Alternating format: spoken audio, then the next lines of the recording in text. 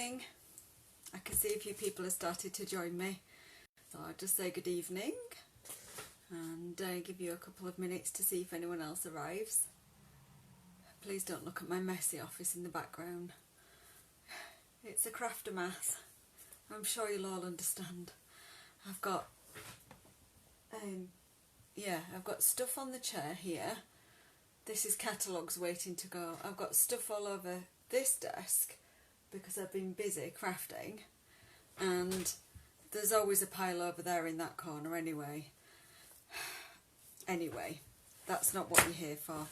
I'm going to stop looking at that side of my screen, watching who's joining, and I'm going to look at the camera and talk to you. I'm going to put my glasses on so I can read my notes.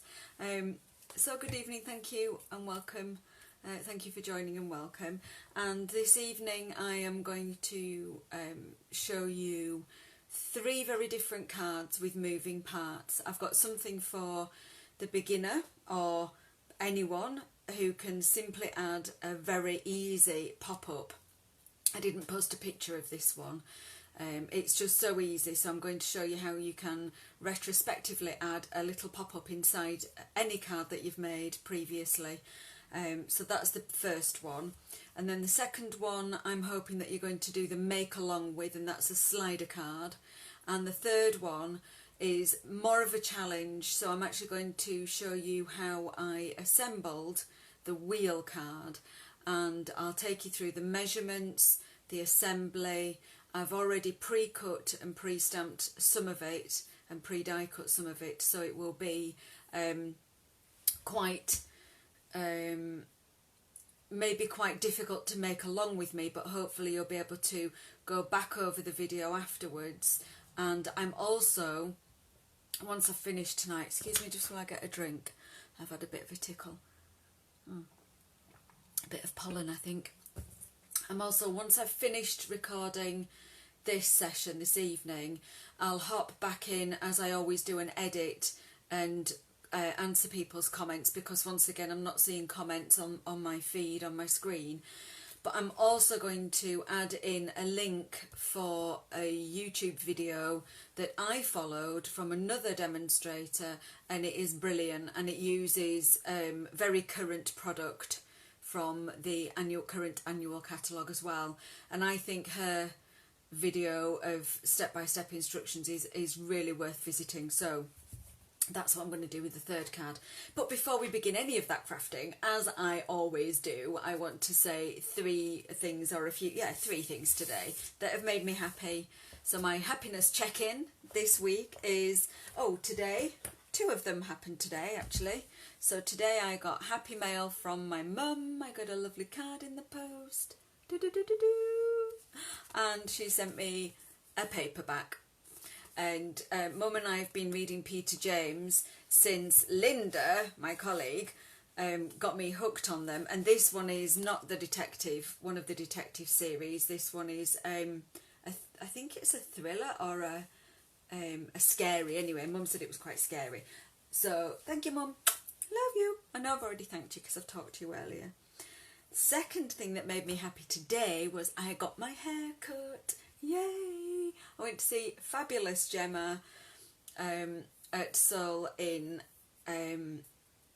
Bawtry. Where have I been? I've been to Bawtry. I went to see fabulous Gemma, who is amazing, and I have to say huge thanks to Gemma, because she always listens to me, always listens to my conundrums about what shall I do, what suits me, what's my hair texture like, it's really fine, and this bit drives me mad, but I really like that. And during the lockdown period and couldn't get to the hairdresser like everybody, my hair grew out, and I actually got to quite liking having it a bit longer, so she really listened to me, and I was really thrilled. So thank you, Gemma. And she also told me that she watches my videos live, so she won't be watching tonight because she's still working, I think, but she might watch it later. So to you, Gemma, thank you. And my third bit of happy news is that I've been talking to another acquaintance of mine, and she had a rescue hedgehog, and I was asking her about it, and I've contacted the rescue centre, and I'm getting a rescue hedgehog in a couple of weeks. It's so exciting. and I'll tell you more about it later. So that's my 3 bits of daft happiness. And so let's get crafting. That's what you're here for. Let me spin my camera around and get my workspace all organised. So bear with while we have wobbly cam and we'll get you working. So let's spin you round and look down on my workspace and get you all level. Are we level and horizontal? I'm just having a quick glance. I've got 5 people watching. I can see 3 pictures so far. I can see Mum, Sylvia and Sue. So hello you 3 that I can see, and as for the others, I don't know who you are, but you're welcome. Right, let's have a look. I think we're somewhere near level. Okay, so as always, if you want to follow me elsewhere on social media, Instagram, Facebook, Pinterest and Twitter, you can find me at Izzy's Crafty Bees on all of those platforms. If you are ordering from me locally, you don't need to worry about this, but if you're ordering from me and don't live locally, please use the host code until next Friday, and if your order is more than £25, then I will send you a free gift. And you can also find me on my Stampin Up page, izzyscraftybees.stampinup.net, where you can shop anytime and you can join my team. So first card, I want to show you how to add a really simple pop-up. So you'll remember this card from last week, and up until this afternoon this card was plain and naked inside, and then I added a simple pop-up.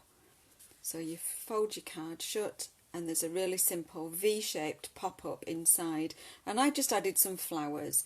I'm going to amend this one to demonstrate how I actually did that. So you may remember this card. This is a card we made a couple of weeks ago when we did the One Sheet Wonder Challenge with the designer series paper. So a pretty card, fairly plain, and I'm going to jazz it up by adding some numbers and some extra gold glimmer. And that should turn this plain-ish pretty card into a special card for a special birthday. Now, of course, these items I need to point out, the punch that I used for these ditzy flowers and the die that I used for the large numbers are both retired, and I need to point that out to you. This is a die set of large numbers that I'll never part with because they're absolutely invaluable for those special birthdays where you want to add numbers. The ditzy flowers I tend to hang on to because I do make quite a lot of home decor pieces where I want to add flowers.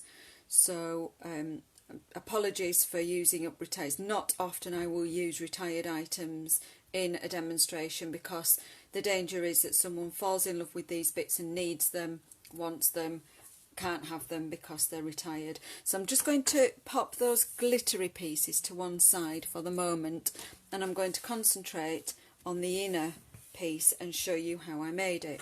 So the first thing I did was I took some Whisper White cardstock and I trimmed it down to just slightly smaller than your original card blank. So if you remember, your card blank standard is half a piece of A4.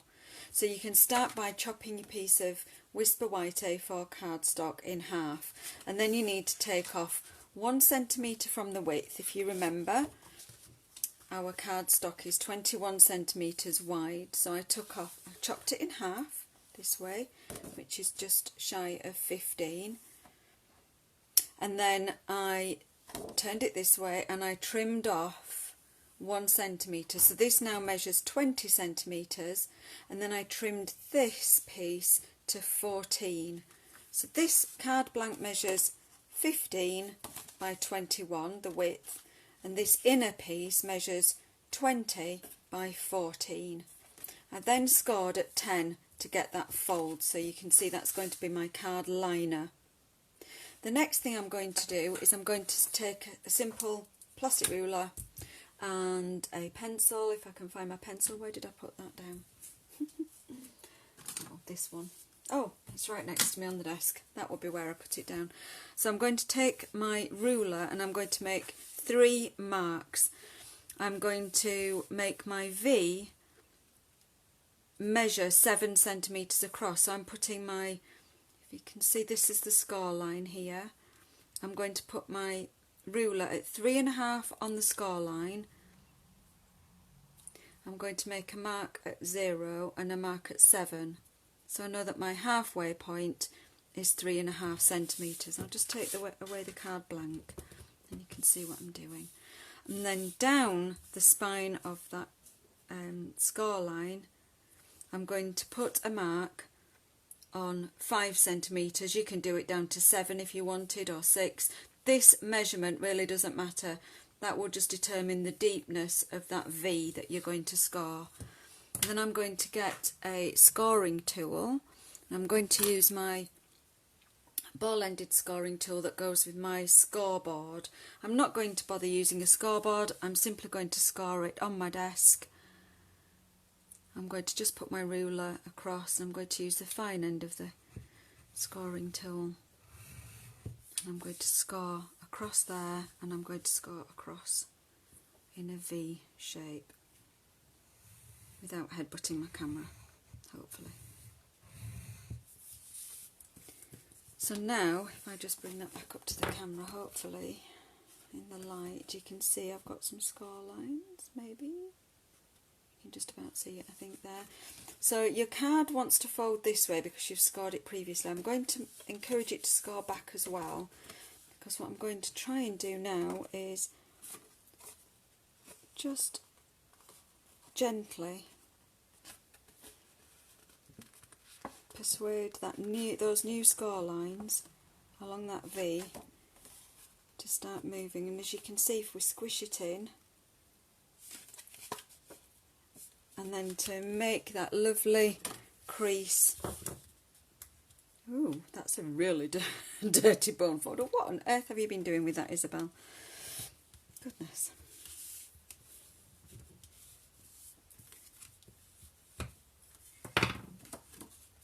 So I've now got a V that pops up and down, a really simple mechanism, very simple.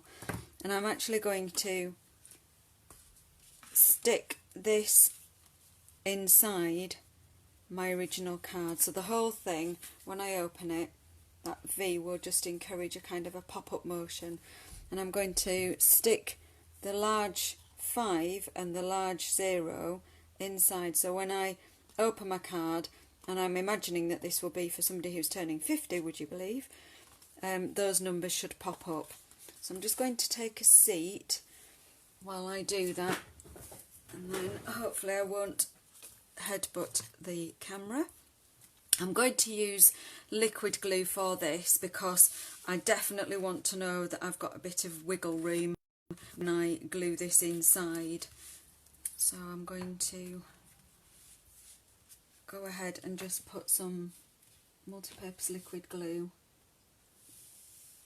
all around the edge of one side of that inner that I've just created. I'm going to position it without touching the glue.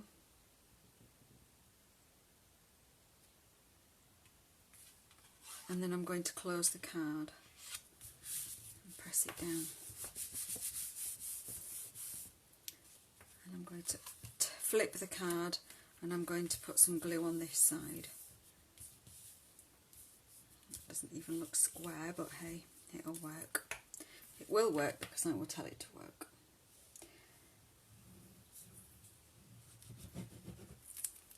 Let's do that.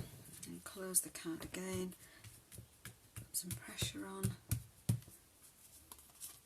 And now when I close and open my card, I've got this little mechanism inside that will allow me to decorate it with anything popping up. Now what you want to know is when you close your card that your numbers are not going to poke above the top of the card when it's closed. So you kind of want to do a little bit of, it's almost like sneaky peeking. You kind of put your number in there, but you still want it to be a pop-up, so you don't want it to, let's have a look. You don't want it to be flat, you want it to actually look like it's popping up. Let's see if I can make this work. This is one I haven't practiced at all. So let's see what happens when I position that there and close it there. So yes, I know now that I can have my 5 and my 0 about halfway up, so I'm going to go ahead and glue those in. So let's get some glue on the bottom of the numbers only.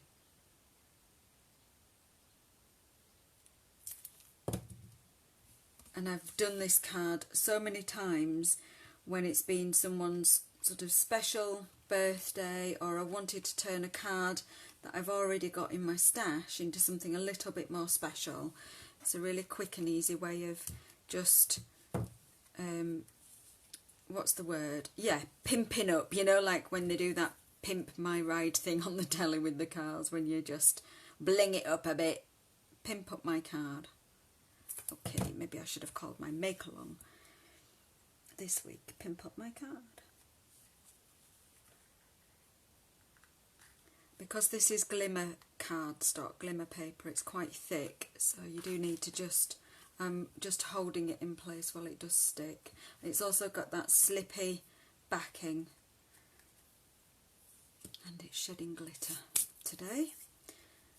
So you can see now when my card is closed, you can't see anything protruding the top. When I open my card, we've got a pop-up, fun pop-up to make it a bit more special. And just to tie in the gold, I'm going to just jazz up the front by adding 3 of these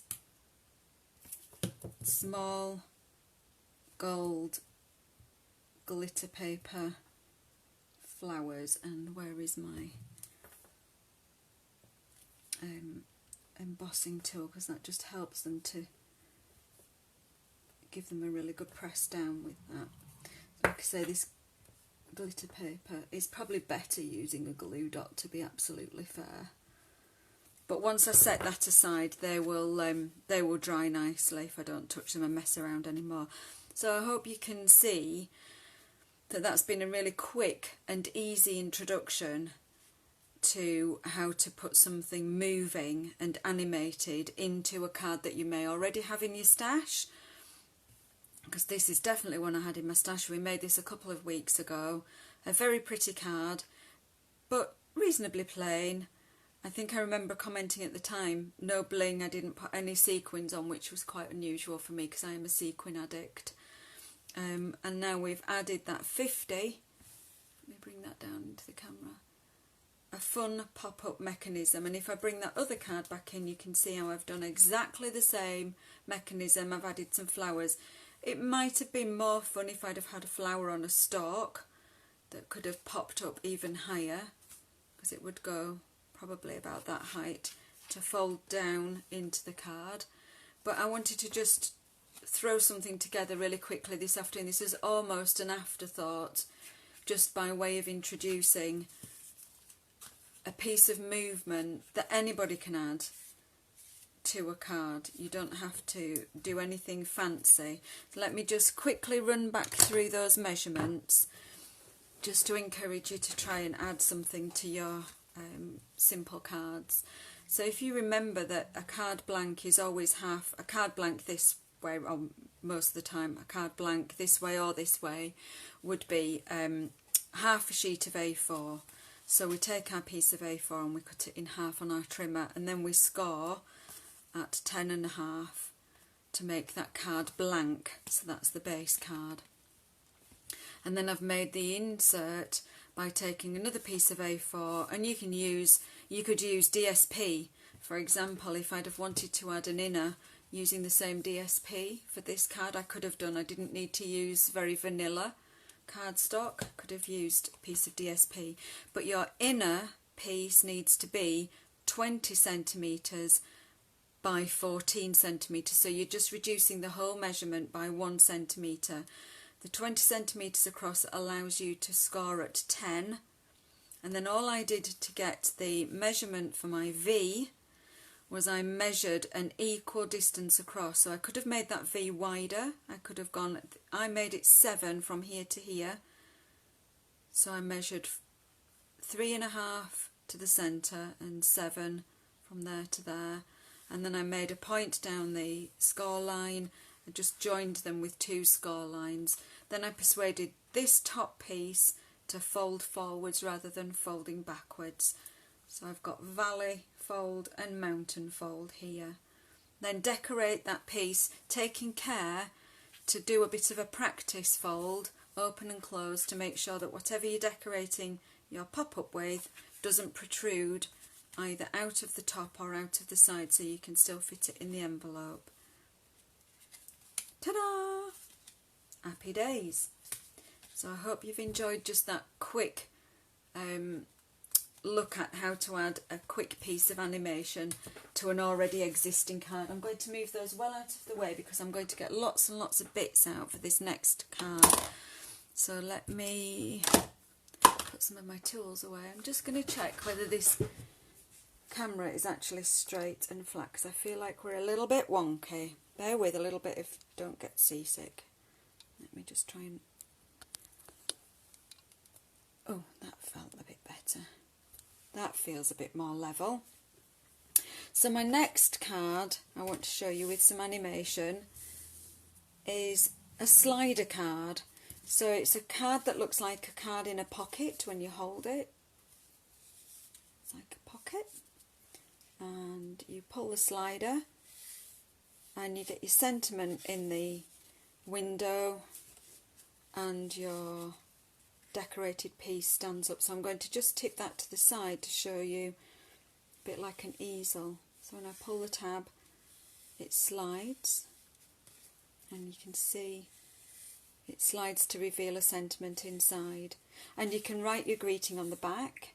If you want to, you can add an extra piece of white to the back, or you could have a hidden message by writing your greeting on the back of the slider piece.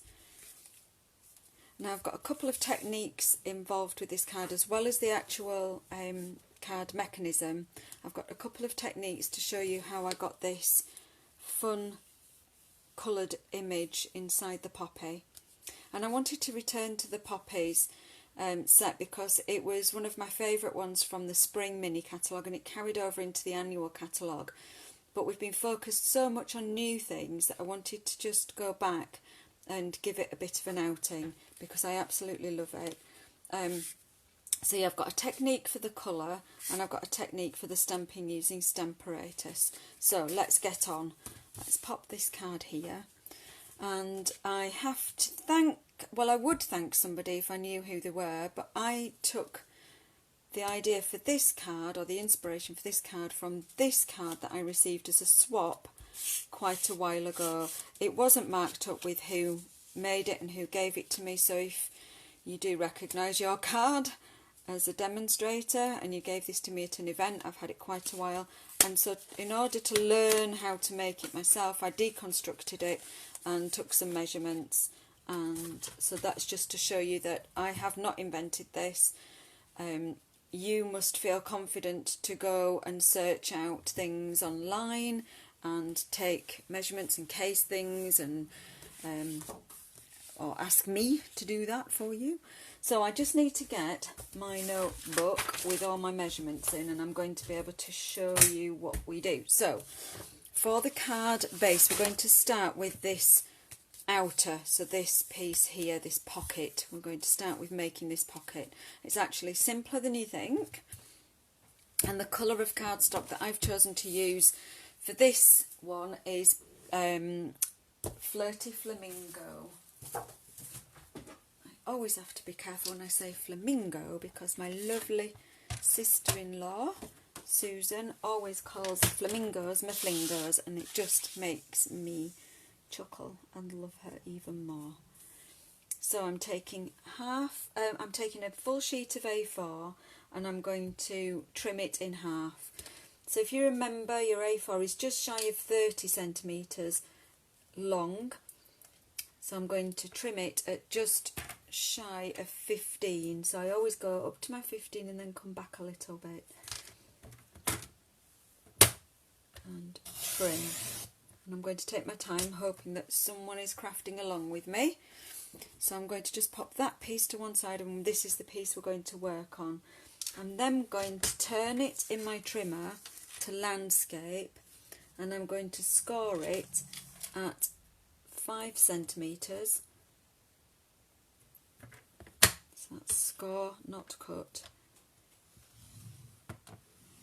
I'm hoping not to come a cropper this evening with my scoring because I've switched my blades around, and I'm going to score it at 15, so I'm taking this edge to 15 and I'm going to score it again,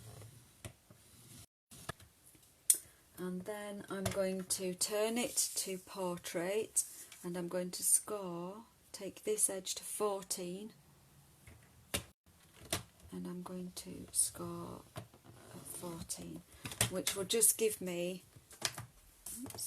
this skinny 1 centimetre score line all the way down this edge.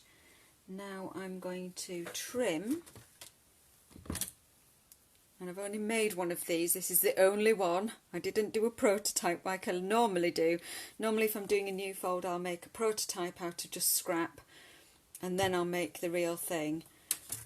And this time I just went for it. So what I'm going to do now is I'm holding it in the horizontal landscape position with that skinny score line at the bottom, can you see?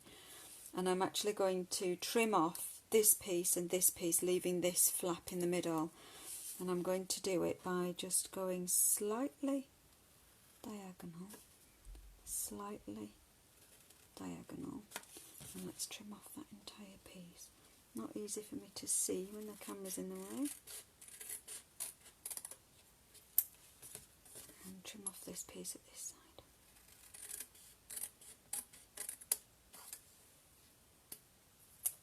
Just pop those 2 bits of scrap in the bin. Hopefully that gives you enough time to work along with me. So now you can see I've got the beginnings of a pocket. So if I burnish those score lines round, you can see that because I've scored at 5 and at 15, I've got an overlap of 1 centimetre. Hence that's why these 2 sides are not equal. So I've got an overlap to make a pocket, and I've got this little skinny bottom piece that will also let me make a pocket. Okay, so you can see the beginnings. Now what we have to do is cut into the card base to make this piece, this window that just slides up and down. Okay, so we've got some measurements here. Let's hope I get this right. So 3 centimetres, yes, okay. So I'm going to put, I'm using my trimmer and I'm going to, what am I going to do? 12.5, that's right. So I'm going to put 12.5. What am I talking about? 12.5. Oh, okay, that goes down to there. Just bear with me. Trying to work it out. Let me have a look. 3.5 down. So I'm going to come down from the top. I'm trying to work out this bit here.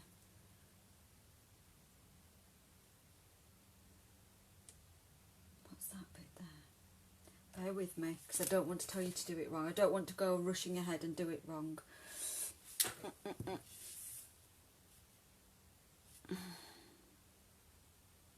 How did I do that?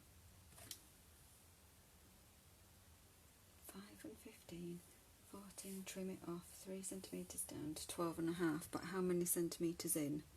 Was it 1 centimetre in? I think it was. I think that I put, that's right. That's right. So I put this score line on my 1 centimetre mark. Like so, and you can see the 1 centimetre mark down here as well, because even though it disappears up here, you've got your line here.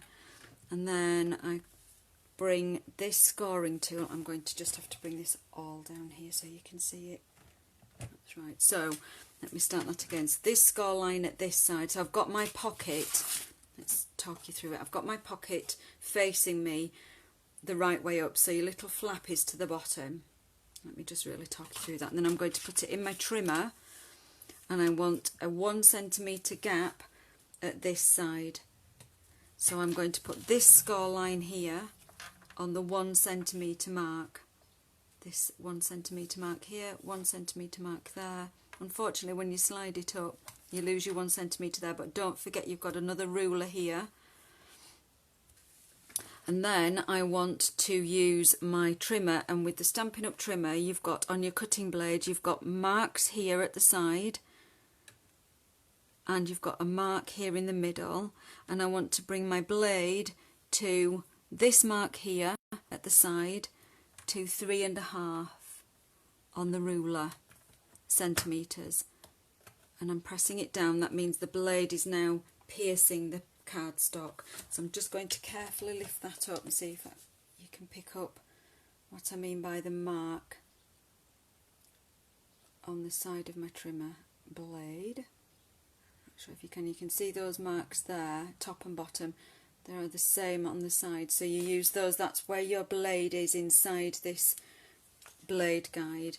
I'm just going to carefully pop that down so you can still see where I am, and I'm going to draw that blade down to 12.5 centimetres here on the ruler, and that should be 1.5 centimetres up from the bottom. So I'm going to just carefully try and do that without headbutting the camera. I can't really see what I'm doing. Let me just carefully bring that down. So I'm keeping going to 12.5 here.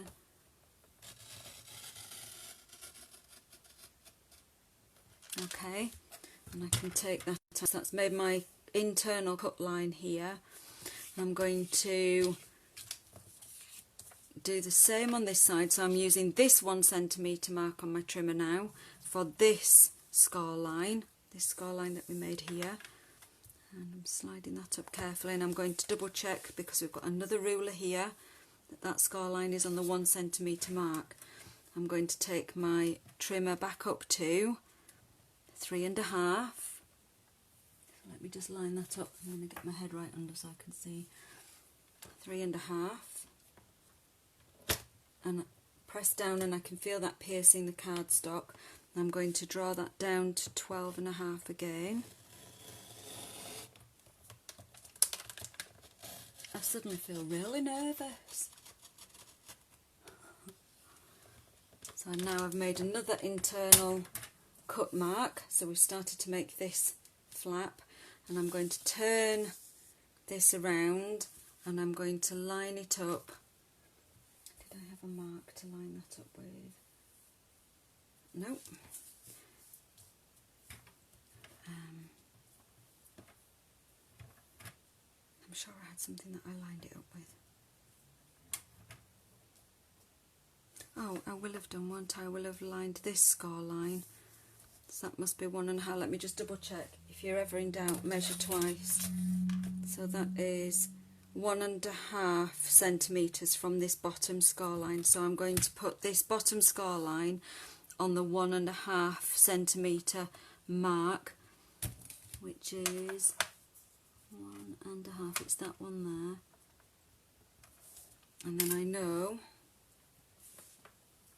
and this mark on my blade comes down, and I just draw that right the way down to the cut line and pull that out, and that should give me my internal cut there. So that's given me my flap. Now we're going to score to make this mechanism. So we want a score line here, a score line here, and a score line here.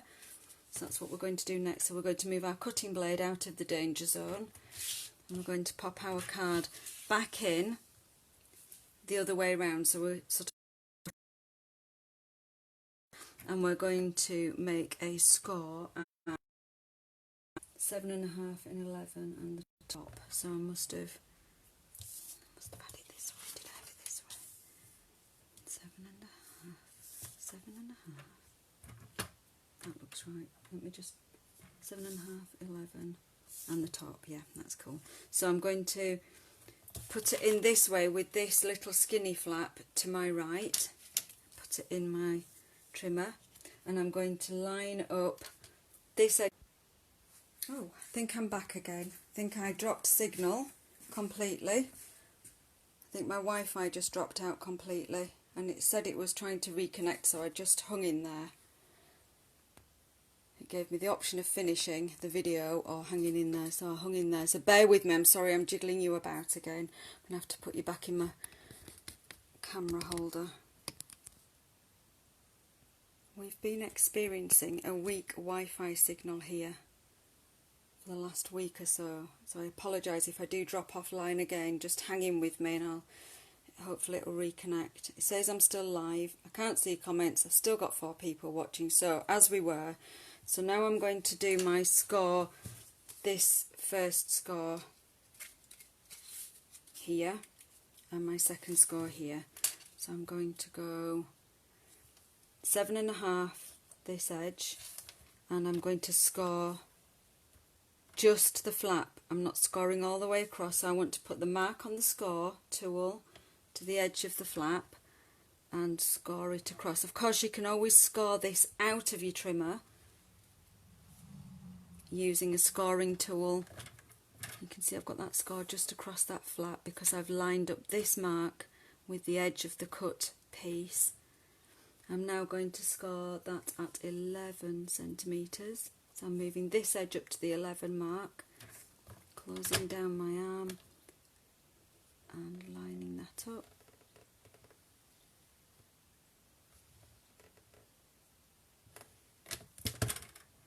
And now I've got my bottom score, and I want to just do one more score right across the top of that cut flap.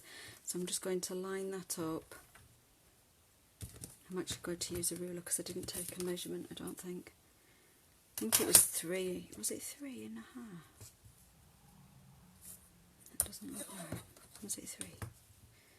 3 centimetres down from the top. I'm just going to double check it. It's best to double check. So what I'm doing is I'm using this cutting guide here and I'm putting my ruler across. And just pushing that up until it's in place. And I'm going to just do that score. And that gives me that score for the top of the flap. So now my flap can fold this way, and this way.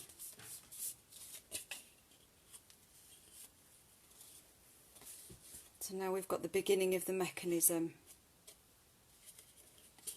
and we've got the construction of the outer card, and that's the tricky bit really done. It's now up to continuing to do the decoration of the whole piece. So let me just see if I can run through those measurements again. So we took a half a piece of A4 and we scored, we put it in landscape, and we scored at, first of all, it was that way around, we scored at 5, and then we scored at 15. Then we turned it portrait and we scored at 14. Then we trimmed these 2 pieces off, and then we turned it this way, so the little skinny flap at the bottom, and we placed it in our trimmer, and we placed the, this was the bit I couldn't remember,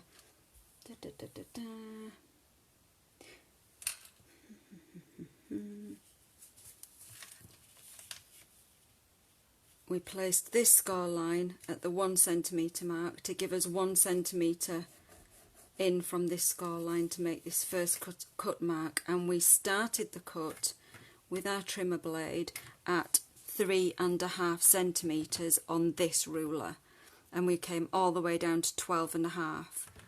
Then we moved it along and we used this measurement on this side of the cutting track, and we placed this score line at 1 centimetre, and then we used our cutting blade from 3.5 to 12.5,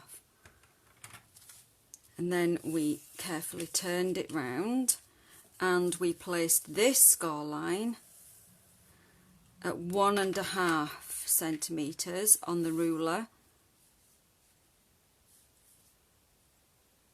So 1.5, and we can use this, if you've got the Stampin' Up trimmer, we can use this ruler here. And then we did that joining up cut with our cutting blade, using the notches on either side to join up that cut to release our flap in the middle. We then scored, we turned our piece this way, and we made a score at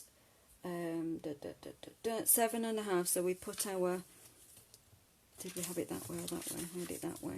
7.5 and made this score, and 11 centimetres here and made this score, and then we scored across the top. And don't forget that you can do these scores off of your trimmer. You can use a ruler and a scoring tool off of your trimmer.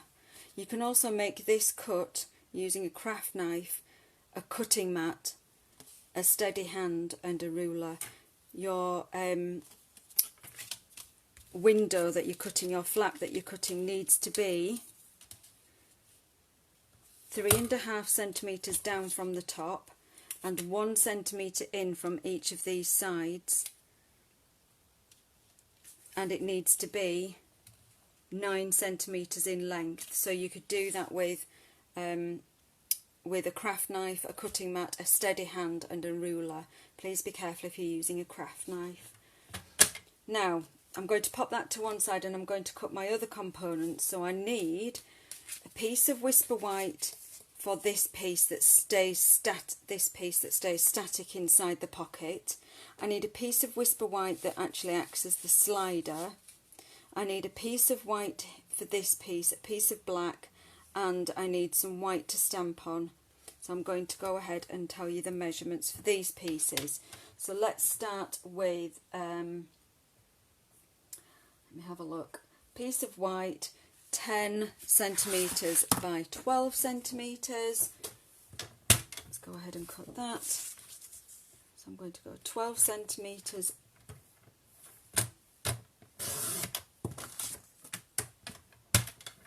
by 10. And that's the piece that we're going to put inside with the sentiment. I want a piece that's 13 by 9.5.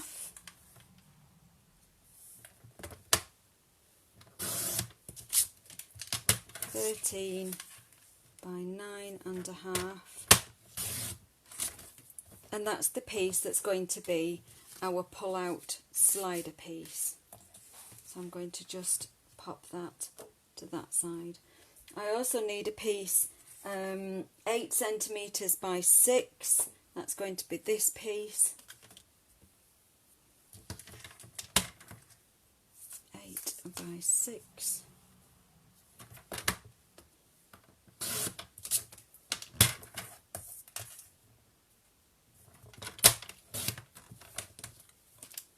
That's this piece, and I need a piece 10 by 10 for some stamping for this colour. And actually I could just leave this piece, I don't need to cut it because I'm just going to die cut it afterwards anyway. So we'll work on this piece. So move those scraps to one side. Let's work on the pieces that go inside. So that's my piece for stamping. That's my piece for matting. This piece is the slider piece, so the first thing I'm going to do with that is I'm going to corner round it so I know that that's my piece that's the slider.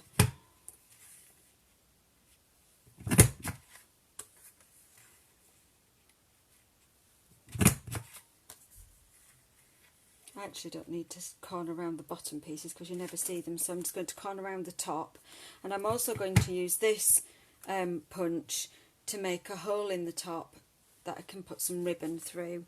So this punch has 3 things that it does: a corner round, it does a fancy little thing, let me just show you that one,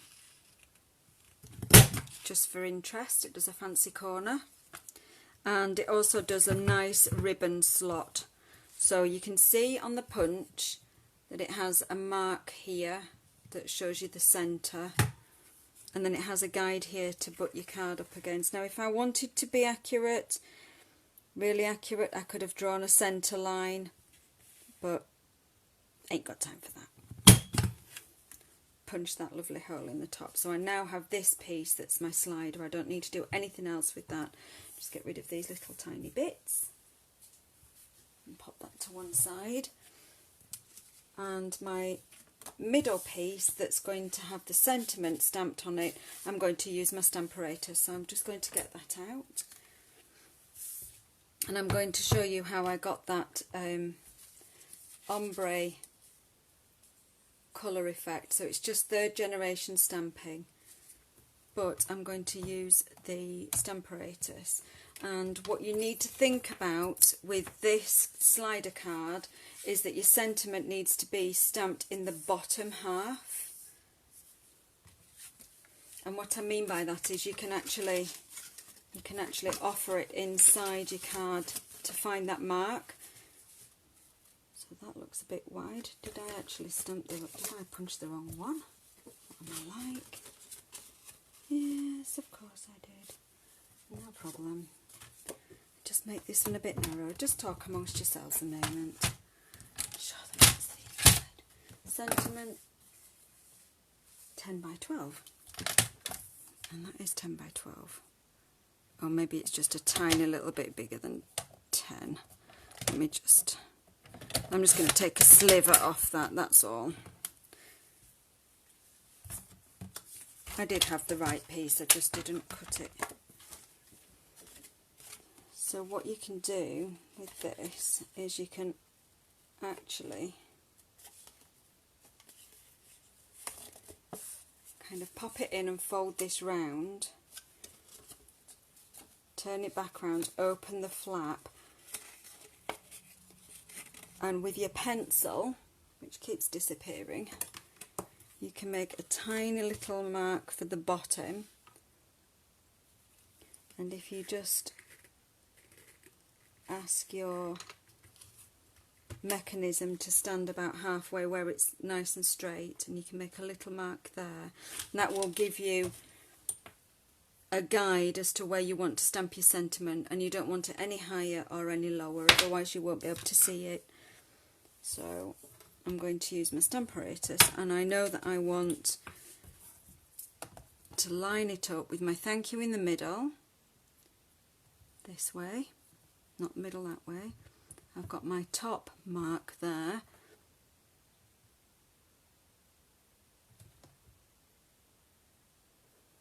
and I can't see, it wants to be up a little bit,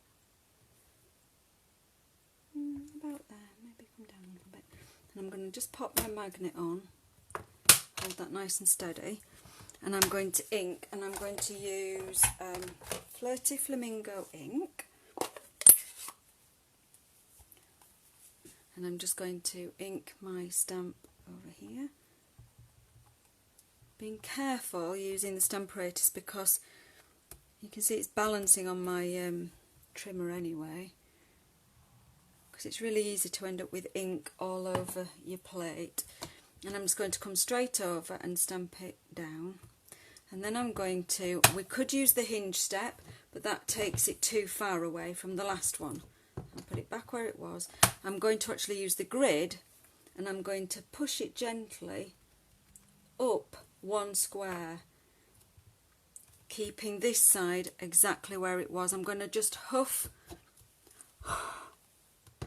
on the stamp to re-moisten it with the same ink, and I'm going to push it up one more square, huff it again, and press it down, and we get that ombre effect, that darker to lighter effect. I'm just going to take my pencil rubber and rub out those guide marks, and slide it from under the magnet, and there you can see that thank you, dark to light. So that's just a little technique you can use with your Stamparatus. I'm just going to pop that to one side out of the way, because my workspace is getting narrower and narrower. Does that happen to you? I'm sure it does. I'm absolutely sure it does. So now we've got our inside piece, so that's another piece ready to be assembled. I'm going to pop that out of harm's way, away from my open ink, which I've left open because I'm going to do some more stamping. We've got our slider piece, corner rounded and hole punched, popped that well out of the way. Now what I'm going to do is I'm going to show you how I did that background for those poppies. I'm actually going to take a I should show you the stamp sets I'm using. So I'm using Painted Poppies and Peaceful Moments, and they were all in the same suite. So we had a set with sentiments and a set with images, and then we had 2 sets of dies. Poppy Moments dies actually went with the sentiment set, which confused quite a lot of people because you can make the poppies without stamping the images. So these images, this image here is smaller than the dies, so the dies don't cut the poppies, the dies cut poppies on their own and sentiments go with. So this is the Poppy Moments die set. You see some of them are missing because I'm going to use them. These are the ones I'm going to use as usual. I'm using my handy whiteboard rubber because it's magnetic, and I've got some little pieces. So I'm actually going to cut these 2 large poppy images, this one and this one, and the centres. And if I look at this piece of Whisper White, I can see I maybe want to do my coloured stamping just on the top half. So I'm just going to reach for some scrap grid sheet, I don't want to mess up my desktop, and I'm going to take 2 colours of ink, Flirty Flamingo and Petal Pink. And in the Painted Poppies stamp set there is this watercolour splodge, and that's the one I'm going to use. I'm going to use the watercolour splodge, and I'm going to randomly stamp some colours of ink. So I'm going to start with my lightest, and I'm going to stamp first generation, second generation, and I'm going to maybe do a bit of third generation there. We'll see, we'll build it up. And now I'm going straight into Flirty Flamingo without cleaning because my stamp's pretty clean. So I'm going to go into Flirty Flamingo, and I'm going to go first generation, second generation. Oh, I've got a stripe, didn't want that. That's because I stamped off over there. Don't worry, we can disguise it. So we'll do first generation over the top. We'll do second generation down here. And then we'll go maybe stamp off, stamp on there, stamp off twice, fill that bit in, and it just gives you a random sort of pattern. Let me just fill that one in there, and I'm going to go back with this paler pink, and I will clean that now because I've gone from dark. If I'm going light to dark it doesn't matter, but because I've really gone into dark I'm just cleaning that off with a piece of chamois. And fill in that corner. Let's fill in down here, we'll darken that bit, and we'll just fill in those areas so it's not white.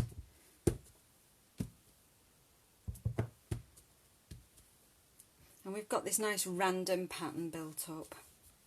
And then when I die cut, I can decide which bits I want to use, and just place my die over. You see, I didn't like this bit here where I double stamped.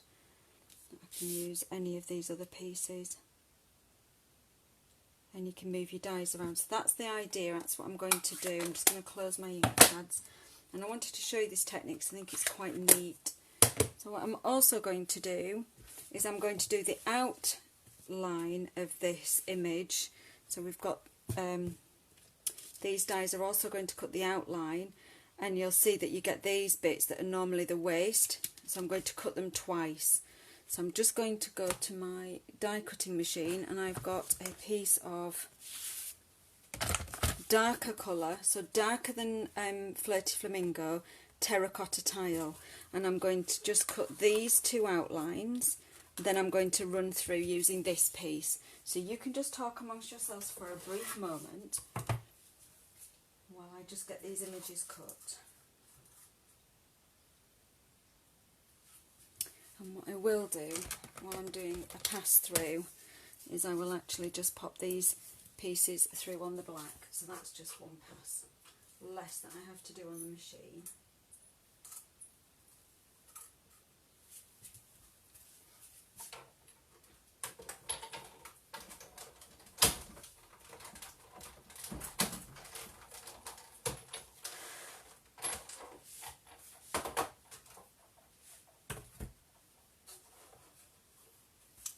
bring these pieces through. So you can see when you cut out this piece ordinarily, these middle pieces of petal are what we generally class as waste.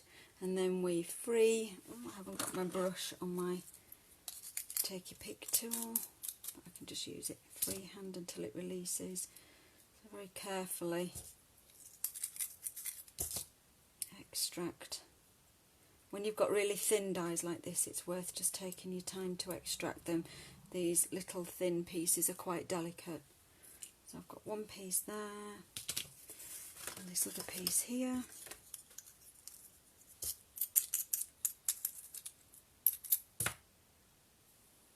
Who's still with me? Let me have a look at my screen. Bless you for sticking with me. I feel like I'm a bit fumbly this evening. What's wrong with me? Maybe it's because I didn't make a prototype and this is the only one I've made of this type. So there you go. That was the challenge, wasn't it, Sylvia? So now I've got 2 skeleton pieces. Let's call them skeleton pieces. Now I need to cut another 2 of these dies. Just trying to get those last little bits out there. Using this pretty random stamped sheet that I've just done. So I'm just going to go back to my machine. Right.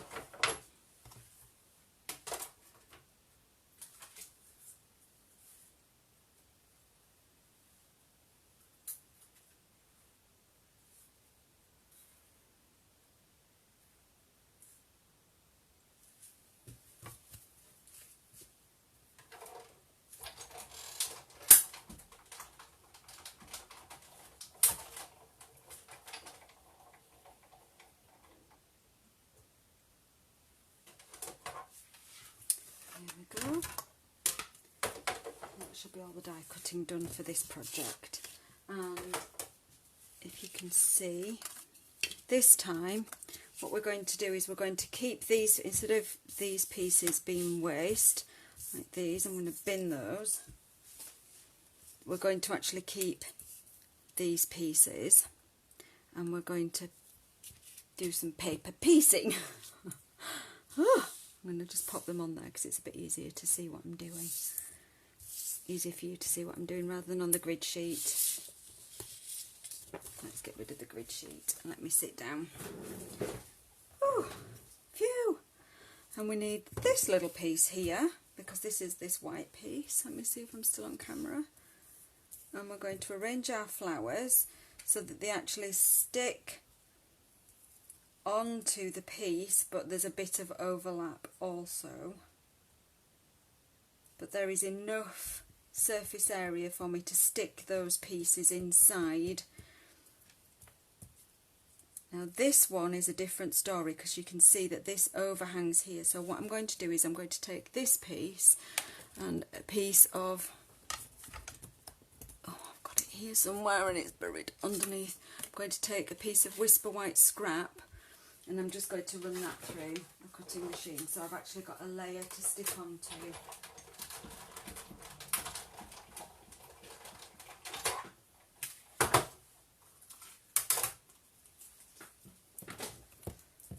Okay, so I've now got this extra bit and that will help me to stick this whole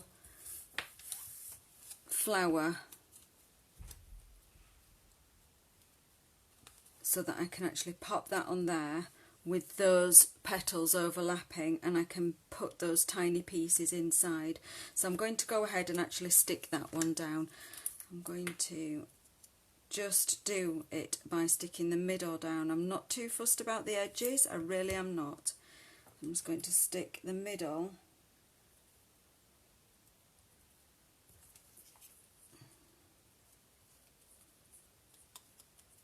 That gives me a backing. And then I'm going to piece all of these little bits back in here. So what I'm going to do first is I'm going to put a blob of glue in each hole or cavity or whatever we're going to call it, space, each little space, even that tiny bit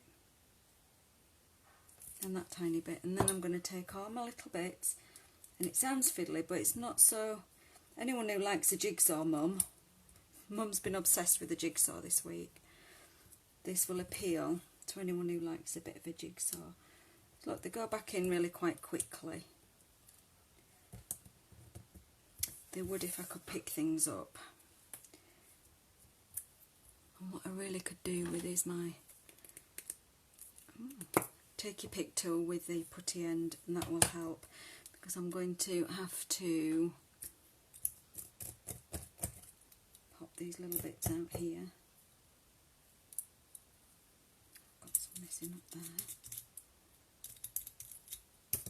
Is that all of them? Got these two little bits here, look, really skinny bits. Tiniest bit there. Please stay with me. Oh, there's still 4 of you.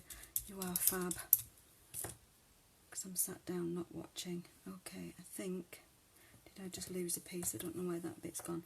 I'm going to just pick them up, stick them in. It is worth it, I promise.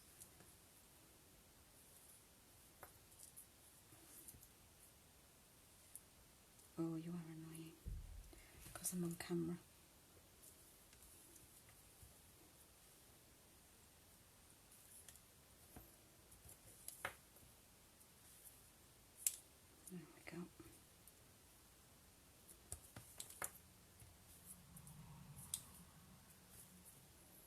Trying to work fast so that I don't lose your attention, but I'm also trying to be mindful that you might well be crafting along and might not want me to work fast. And without those comments back, I've lost that tiny piece. Where did that go? Must be here somewhere. Anyway, I'm not going to spend all evening looking for it because that's just a waste of time. I'm going to go ahead and do the same for this big one. What I'm going to do though for this one is I'm going to just line it there. That's going to be there. Maybe overlap, like I did with that one. I'm just going to look at how I'm going to fit that together. So I'm just going to glue that again in the middle. I'm not wasting time going all around these skinny edges. Not necessary. Let's line that like that, and we can pop these pieces out sort of one by one really. Glue them in. Let's put some glue in each of the cavities again. You don't need a lot, just so it gets some contact. And piece these. Ooh, where did that come from? Oh, that came from there. Oh.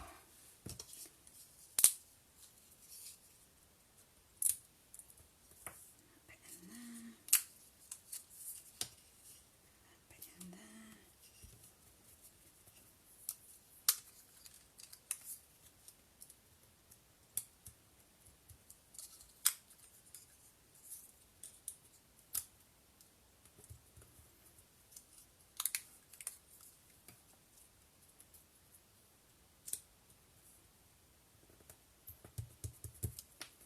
It's coming together, and of course you've got the same skeleton inside each one of these dies, which you could use again. Here's the 2 that I saved from my earlier card, which I'm going to save and use on a different project. So now I'm going to stick this image over the top of that one, and I can put some glue there, or I can put some glue on the bottom, just making sure I don't put any on the bit that's going to overlap. Stick that piece there, and then I die cut the black centre pieces.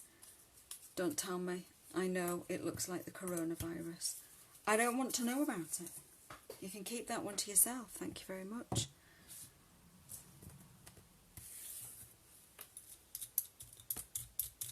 I think I did see a demonstrator who'd actually made a card with it on. Oh, really? It's not big and it's not clever, is it? We've all had enough. We don't want cards with coronavirus on. I mean. So I'm going to use the big one in the big flower. I'm going to use that one on top of that one, just to give it extra. Don't stick to my finger. I'm going to use this funny sideways one. Where's my brush gone? Oh, it's there. This is supposed to screw on the end of this, but I'm using my putty end as well. So to be fair, I can just use it like whispering for Ginny, because I know if Ginny watches, she likes me to whisper to her. Funny girl. Ah, phew. Okay, put all the little bits on the magnetic thingy so they don't drop on the floor. Pop those to one side. Now I just need a mat of black cardstock to put this on, and we can start doing a bit of assembly because we've got all our components now. We're almost good to go.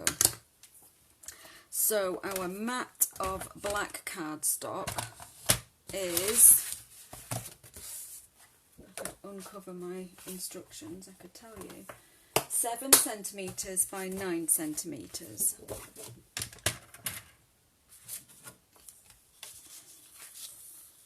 Nine this way.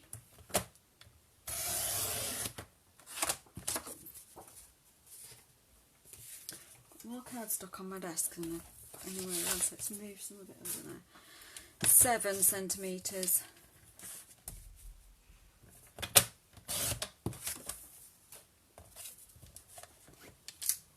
Oh. And that just gives us a nice mat to layer that on top of, and that looks a totally different size to that. I don't know why. Oh no, it isn't. It's the same, just looks different. And I'm going to just glue that on. You could stick that on with dimensionals, give it a bit more texture and depth, but I'm just going straight flat down.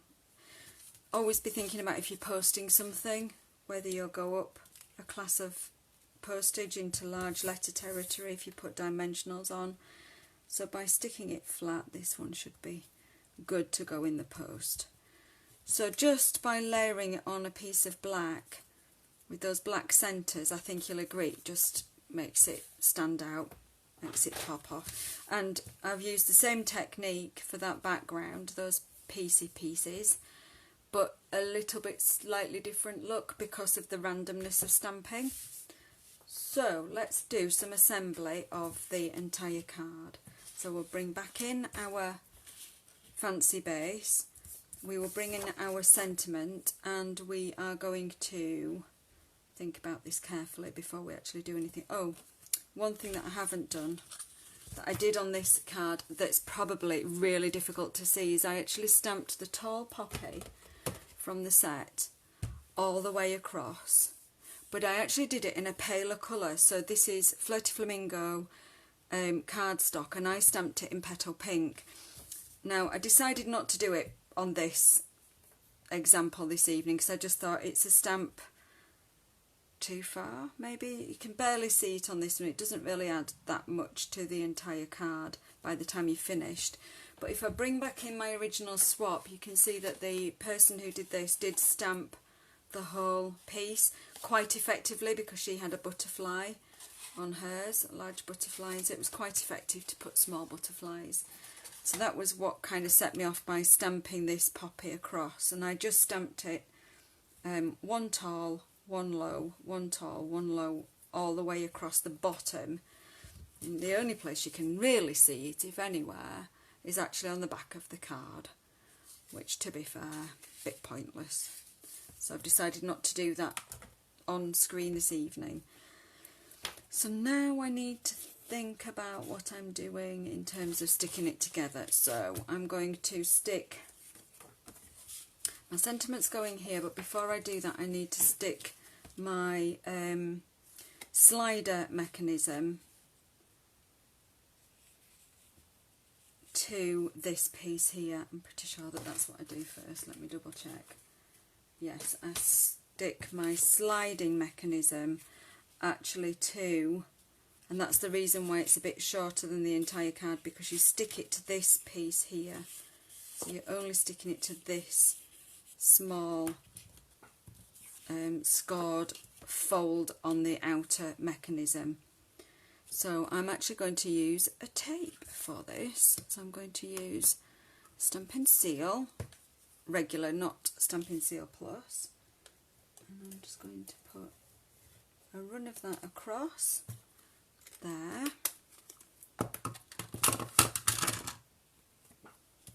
and I'm going to carefully line that bottom with that, because you only get one go with dry glue or tape runner glue. carefully going to just line that up with that, and making sure that that hole protrudes the top, and I'm straight down the sides, so that mechanism will now slide when it's pulled up inside the card. So we've got our slider working. Now I need to put my sentiment inside, and I need to be careful about how I stick this in, because I'm only sticking it to the back. This one goes over, so I'm just checking which one overlaps. I'm going to stick it here first, and for this one I'm going to use wet glue, just simply because this is a very narrow strip, and I think that Stampin' Seal would be too wide. I might be wrong.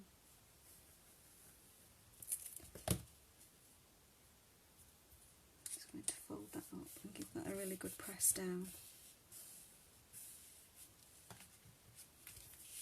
And then I'm going to fold this side down,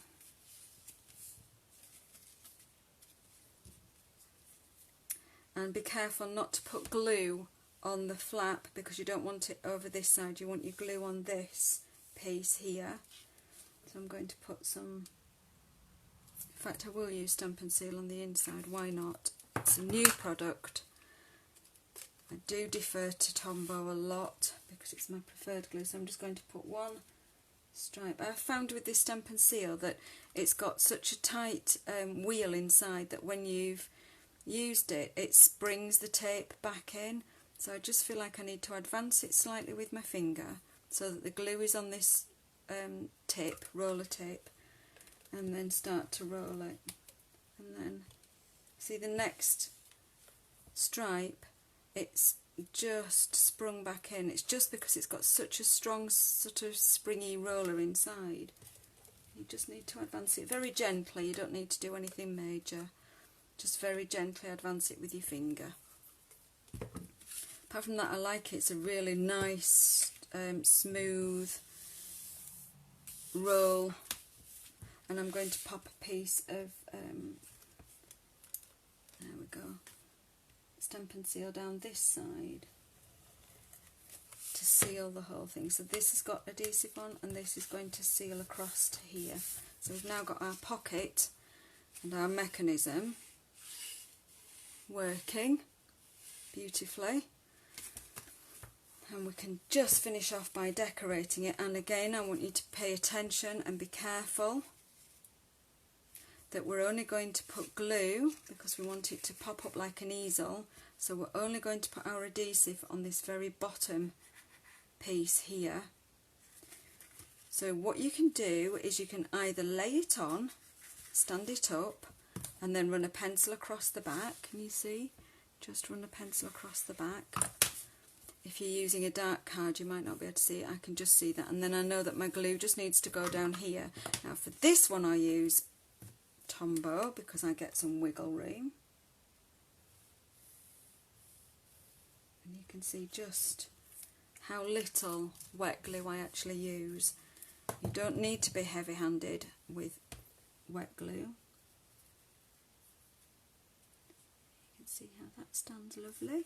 Lay it flat, put some pressure on, and we can see now that our mechanism's working. See from the side.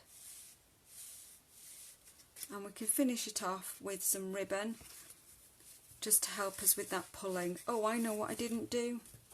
See, forgot this notch. Now, on the original demonstrator used a semicircle notch,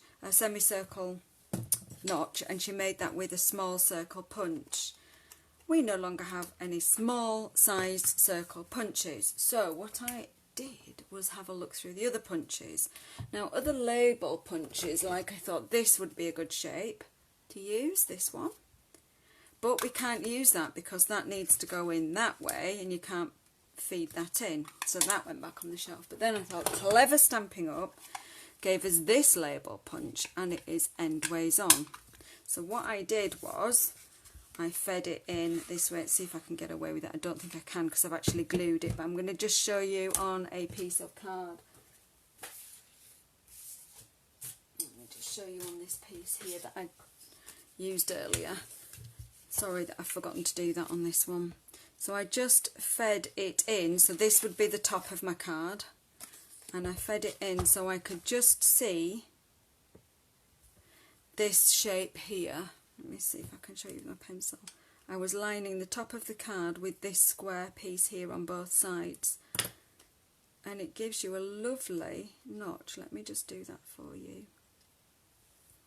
Now with all our punches, if you want to line it up, if you slide your card in and it's sliding around, get it to somewhere near, and if you give it half a nip, so I'm giving it half a squeeze, it just grips it so you can just finely adjust it. Half a nip again. And then that gives you a nice notch. So if you're needing anything where you need just a notch out of a card for any pulling mechanism, and you actually remember to do it, and you don't forget like me because I'm such a dumpling, that notch would have been handy there, wouldn't it? Anyway, don't worry. Let me find that piece of ribbon now. So I'm going to use a piece of this petal pink sheer ribbon, and I'm also going to use a piece of twine. Now the only twine that we actually use sell now is linen thread, and it's a natural colour, and I really wanted this black. Now I could take linen thread and I could actually colour it with some re-inker, some black re-inker, bit messy, and I've got some thick baker's twine in my drawer, and as I only need a really short piece, I thought once again you might forgive me for just using what I have in my drawer. After all, I'm asking you to use whatever you've got in your craft room, but please don't ask me to buy any thick baker's twine because we don't sell it anymore. Now I'm going to just pop, I'm just going to trim a length off with my ribbon scissors.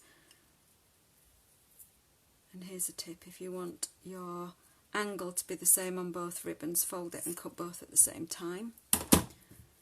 Make sure you get the same angle. Now because that hole is smaller than the ribbon is thick, I'm going to fold it in half like this, just to feed that through. You'll find it a lot easier.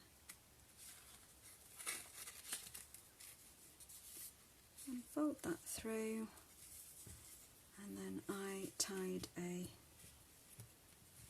double knot, I think. Probably just go with a single one. Pull it nice and tight. No, it needs a double one. Double knot. There's no fancy or pretty way. I haven't got any tips for you about tying knots. You just tie a knot, tie another knot. I'm not even going to pretend to go right over left, left over right like a Boy Scout or a Girl Guide, or a Girl Scout or a Boy Guide. As soon as we have everything these days. Trim that down a little bit long. And then as always, you will know I like to untwizzle me twine. Try saying that after a few gin and tonics. Untwizzle your twine, because it makes it a bit more interesting. And I quite like when you take your plaits out of your long hair and you get those wrinkly, crinkly bits. There. And that just makes it, again, pop that colour. Now you could put another sentiment on the front if you wanted to. I've chosen to say thank you in this card. It could be happy birthday, it could be happy birthday here, and then to you inside, or you know, those double sentiments that we have in lots of stamp sets. So decorate yours how you will, and please post your pictures of any of your makes. Either send them to me in a message or post them direct to my Facebook page. I'm more than happy for you to do that. And please stop apologising that you haven't got all Stampin' Up products on your projects. I'd love you to have all Stampin' Up products on your projects, of course, and of course you know where you can buy them, but I completely understand that we all have different things in our craft room, and I am just thrilled to bits if you've followed me, learnt something from my videos, and you've made something and you want to share it with me. I won't credit any other manufacturer on my Facebook page, so don't tell me that you bought it from somewhere else. Just tell me, you know, I'm happy for you to say, sorry, it's not all Stampin' Up stuff. That's not a problem, but absolutely no problem with that whatsoever. Okie doke. So that was my make along session. I'm just going to clear these bits away. I will try if I get time, and I'm back to work tomorrow for 3 days, so I will try, if I get time, to try and do some kind of recipe, or I'm not promising a full tutorial, but some kind of recipe for the cutting and scoring for this. And I'm going to actually show you next the wheel card that I posted earlier today. So I'm just going to clear some of my bits and pieces away, just tidy my workspace while you look at that pretty card, and I get the next box out with all the bits in. And for this next one, I'm not actually going to do all of the work. I've done some of the work ahead of time. Let me just get that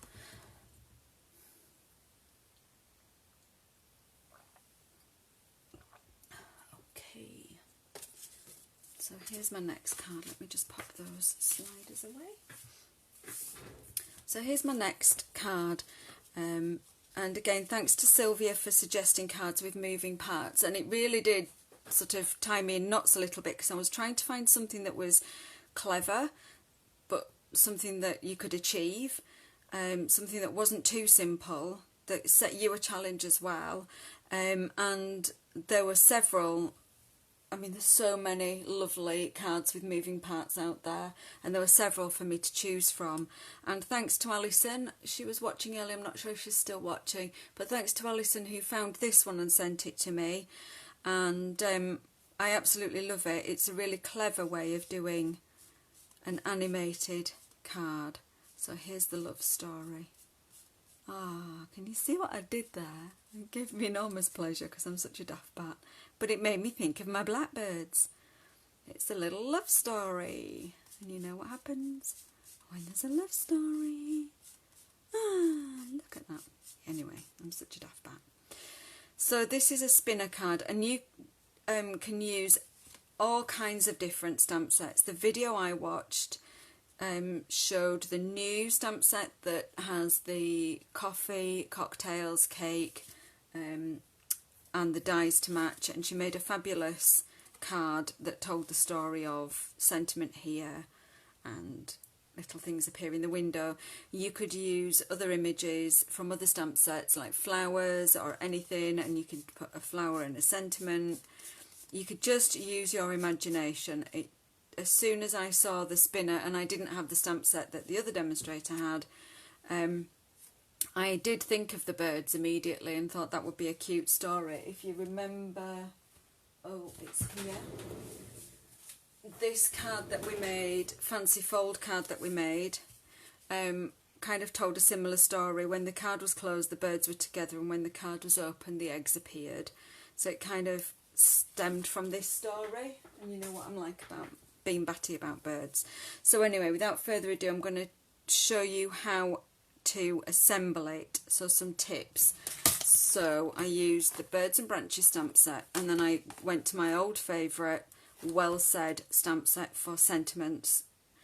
If you buy nothing else, buy this set, because it's just fabulous for sentiments. There's also a die set that goes with it, but stamp sets alone, just great.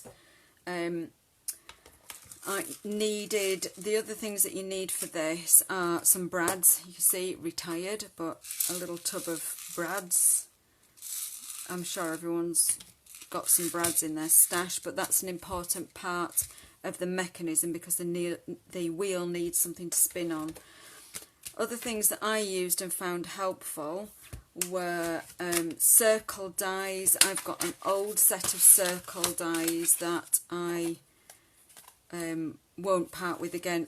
This set's retired, but there is a nested circles set in the catalogue. I used the stitched nested labels for this piece. You could simply use a rectangular piece of cardstock to make this layer, and if you don't have circle dies, you may have a circle cutter. It looks like a compass with a blade on. And of course I used the matching dies for the bird stamp set, so I could cut out this bird and the nest. So lots of dies involved.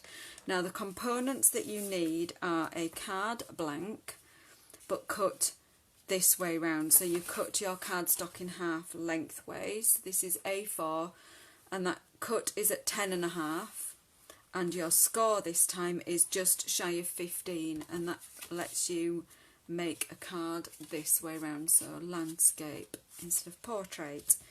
You also need a layer, a matte layer. I've used Designer Series paper, which is a tad thin, but it still works. You can use a piece of regular cardstock. Let me just move this up a little bit so I'm in shot. You can use regular cardstock as another matte, either coloured or white or whatever you want. But you do pop it up on dimensionals, so you need something that's reasonable. I did use a lot of dimensionals on the back of this. You need another layer that's going to give you this matte, so I used, like I said, I used the stitch nested dies, but that could quite easily be a square or a rectangle if you don't have a die cutter or anything fancy. And you need to cut a circle, a large circle that's going to be your turning wheel, and this circle measures just over 9 centimetres, just over 3.5 inches across. And you need to cut the same size circle out of scrap paper, and this one you fold in half and fold in half again, and that allows you to find the centre of this circle. And you need your piercing mat.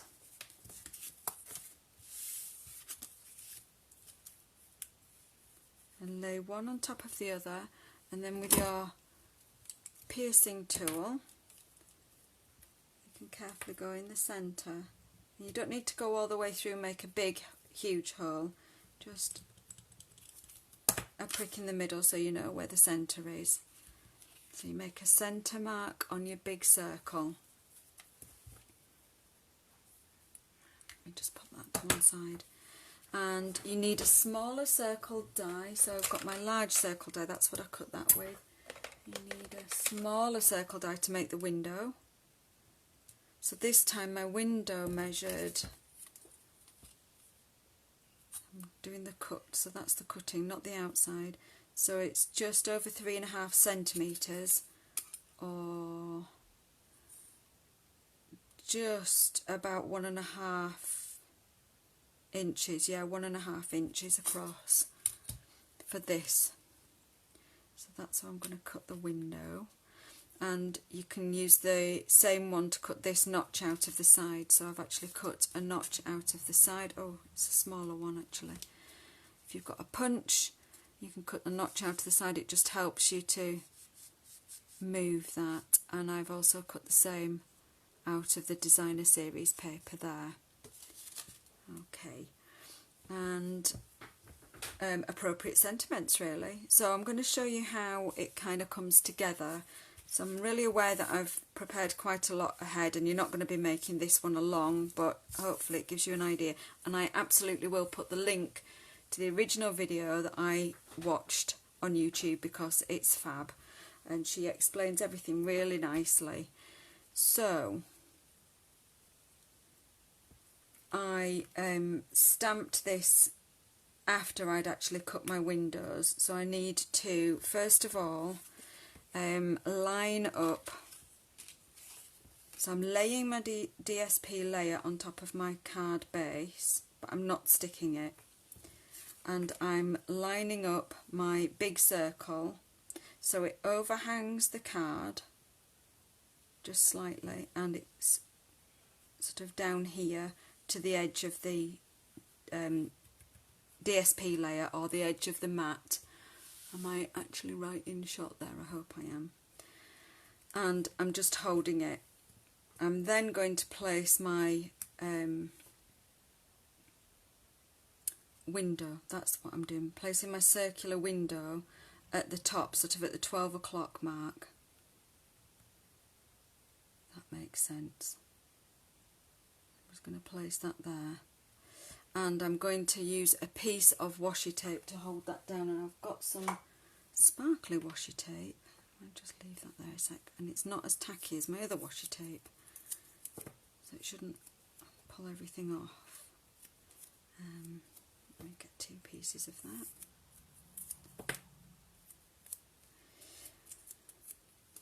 And I'm going to carefully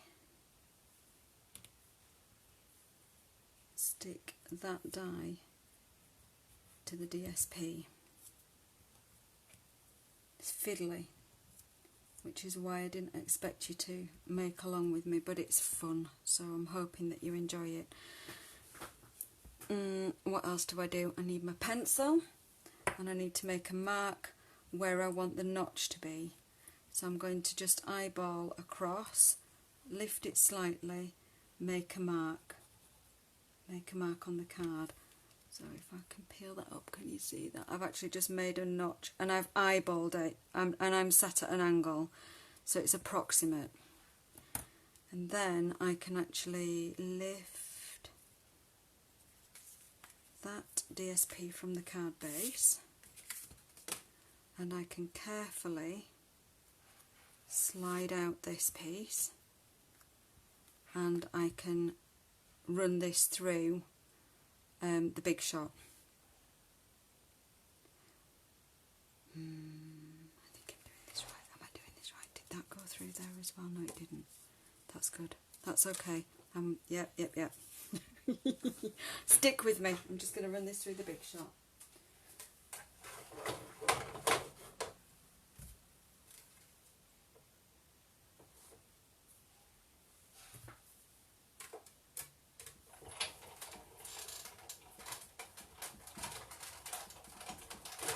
Other die cutting machines will be available in September.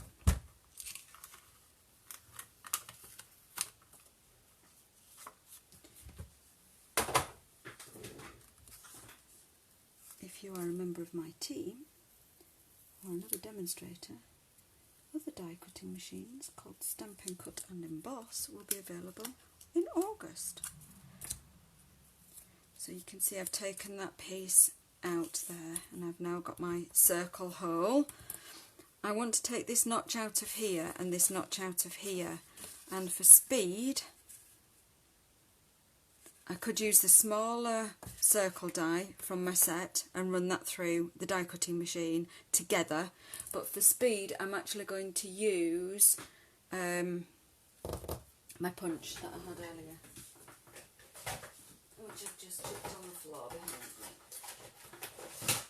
because I think it would do perfectly well, and then I can demonstrate what I was talking about. So I've got my little mark of pencil, and I'm holding this. Remember, this is not stuck down, and I'm eyeballing it, and what I'm doing is lining up that square to that square and hoping that that's in the middle, and I'm going to punch, and that gives me a notch out of the side. I'm just doing that for speed and so that I can actually demonstrate what I mean by using a punch to make a notch as well. So that's grand, I'm happy with that. And it's just the same as this one. This one was set back as well, because your wheel is going to cover that little bit there. Your wheel's going to be between these two, so you're going to see your wheel there. Good. So now I need to pop. Oh, I tell you what I didn't do when I had this lined up. So when I had this lined up like this, that was to the edge, wasn't it? That was there and there. What I didn't do was I didn't pierce my hole through again. So let's just do that. And now we're going to assemble it, but then we're going to unassemble it afterwards. So I'm going to find a nice small brad. That one I'll do. And we're going to go through. I was trying to find one that actually hadn't been used previously, so its legs were together. Does anyone else reuse brads? those legs through that hole.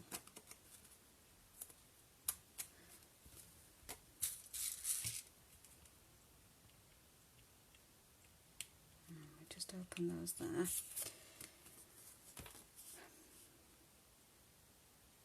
just done that completely wrong. That should be behind, for heaven's sake.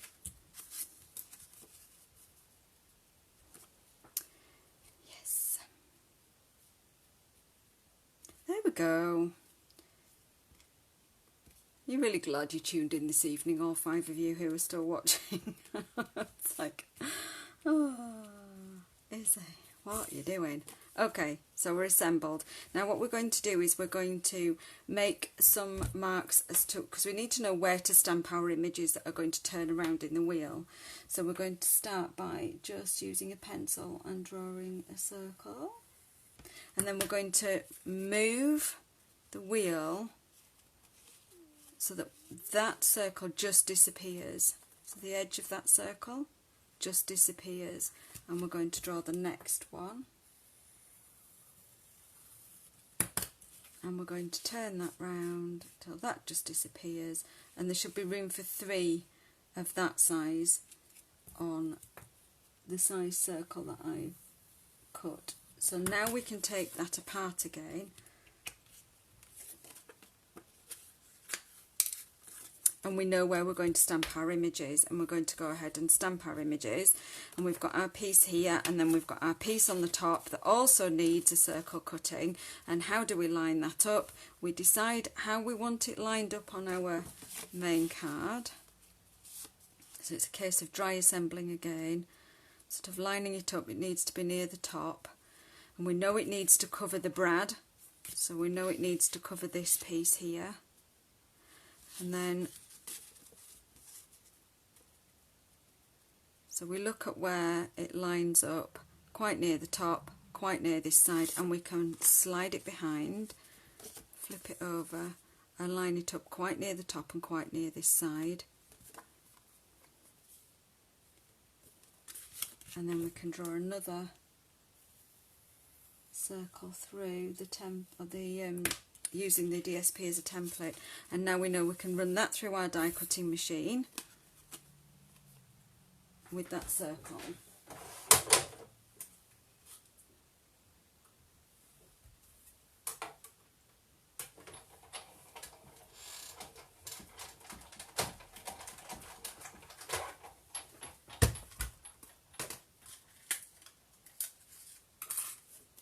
Oh, I've got a blob.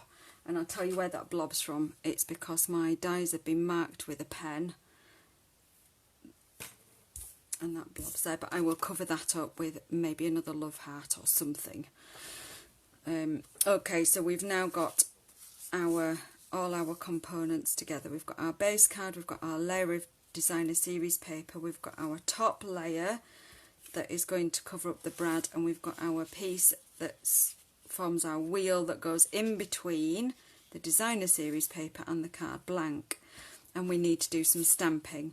So I'm going to stamp my wheel, and I'm going to stamp this front piece, and I've already pre-stamped and die cut a bird, a nest, a sentiment and a love heart, so I have saved a little bit of time. I'm just going to stamp these pieces so you can see how I actually decorated it. So hopefully this won't be too boring, but there's a couple of little tips here as well. So let's start with the bird. Let's do the story as the story unfolds. And I've used smoky slate for the birds. So the bird body is smoky slate, and I'm using my Stampin' Pierce mat with a piece of grid over the top because this is a photopolymer stamp. And I'm going to stamp my little birdie. I'm just going to slide this towards me, apologies because I can't see for the camera. And I'm just going to stamp him there. So we've got our bird body, and I'm going to put some second colour over the top. And I chose to use mint macaron for my bird colour, which is this piece. And I will just slide this towards me. Apologies if that goes off camera, but without using stamperators. I want to see if I can get that lined up. It's a little bit off, but we get the idea. So I've stamped my bird that's going to kiss my first bird. And then I'm going to move the story round. We're going to have a love story.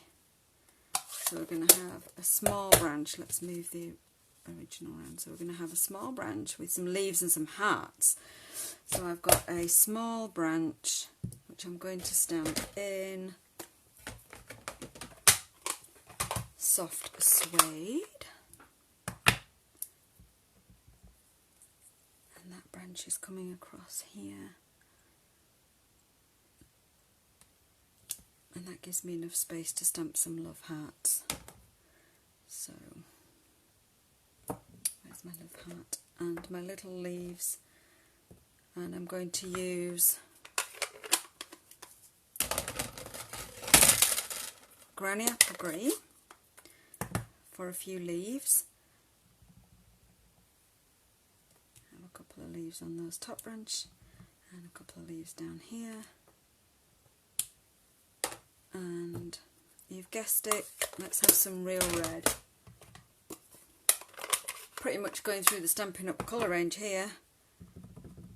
And we'll have a couple of love hearts. Let the romance begin. There we go. And then the story progresses. What happens after a bit of romance? We get a nest full of beautiful eggs. Now, the egg stamp was designed to be stamped and die cut, so it's 3 eggs in a row, and I just thought the 3 eggs in a row looked a bit like 3 eggs in a row, to be honest. You know, like they're in the fridge door. They're not nicely kind of positioned. Am I just bonkers? So, what I decided to do was stamp them in Pool Party.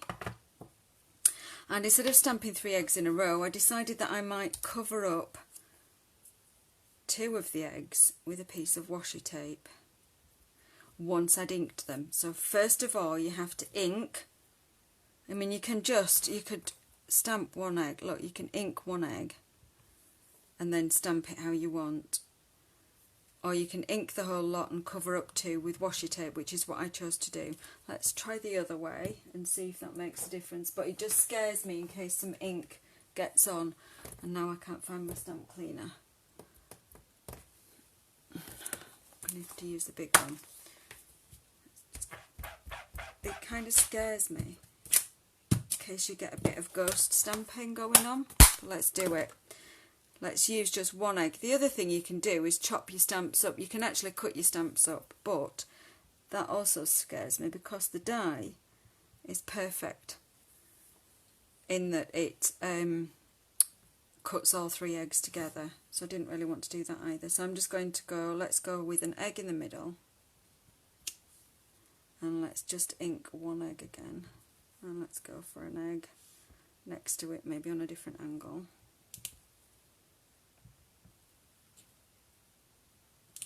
It doesn't matter that they're out of the circle. Oh, that's a proper clutch of eggs, isn't it? Let's do another one. Let's go for it. There. There we go. So when that goes through the window, we'll only see what's showing in the window.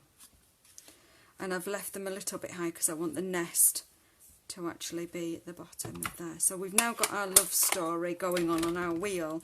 We can rub out all the pencil marks. If you're using any other inks like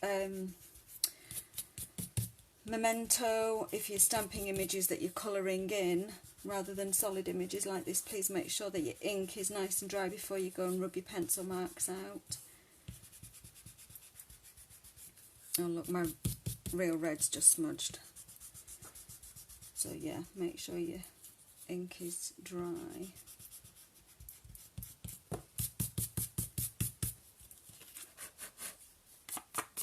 Okay, then I can show you for the purpose of this card the assembly. I'm going to stamp the rest of my story across here. So what I wanted to do was make sure my bird was lined up with my kissing bird, so I decided to stamp and die cut this bird so I could position it in exactly the right place. So I'm going to stamp my branch, my long branch, and some leaves. That won't take me a tick. So I want my soft suede and my granny apple green, and that's the only stamping I'm doing on here because I've already die cut my nest. So here we go. Let's come in with the branch, and you'll see that I did a long branch coming in. So I wanted to sort of almost look like the nest was a bit supported. Do you remember the problem I had with my wonky blackbird nest in the bush outside? And I stamped the short branch as well, and I'm going to come back in with my leaves in granny apple green. You all still awake out there?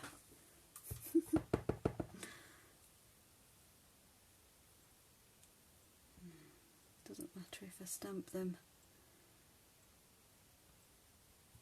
like that, and the same leaves fit the other branch as well.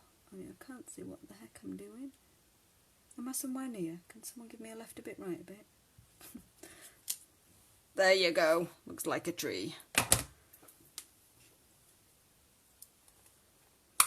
And now we can properly assemble. So, now we're going to assemble our wheel underneath our designer series paper by putting the brad back through. Let's find another brad that has legs closed. So I'll just pop that back through the first hole. Pop that through the hole of the wheel. There, can you see? So I've gone through. Make sure it spins okay. Open those legs out. And then I'm going to generously cover the back of this with, because this is designer series paper, it's quite floppy, it's not very stiff. I'm going to generously cover the back of this using dimensionals. And what I decided to use, see, I've got on my desk, I have a whole collection of bits of dimensional sheets, and what I chose to use was the dimensional minis and the edge strip, because the edge strip to the regular size is a lot thinner that way, not thinner that way. So this is quite a nice broad edge strip, so I'm going to make good use of it. So I'm going to take my snips, and I'm going to first of all release the corners. So you'll see what I mean when I pull them off without taking all the minis with me. You see, look, a nice big corner. I could use that one there. And this corner here. Let's release that whole corner and use that one there. On the video I'm going to put a link to the demonstrator uses our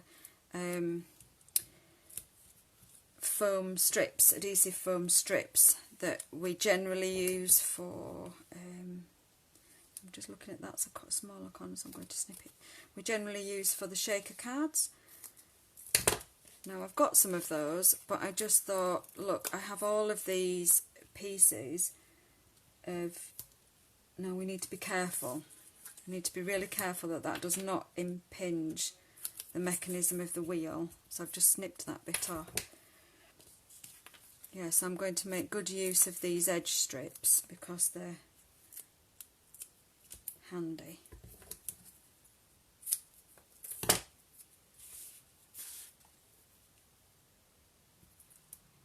Okay, and I'm just going to make sure that that does not impinge on the wheel mechanism, but I want a good piece of foam pad. And any other bits, I'm going to pop another bit up here. And then if I've got any other bits of edge like this, stick a piece there, and let's stick a piece there. So that's nicely supported. So I'm now going to pop that piece down on my card base. So let's take off all of those backing pieces. Just talk amongst yourselves, I'm sure you are doing.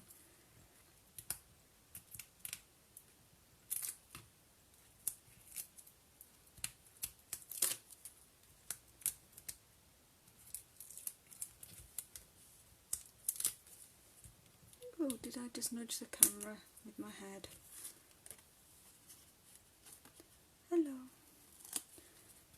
Okay.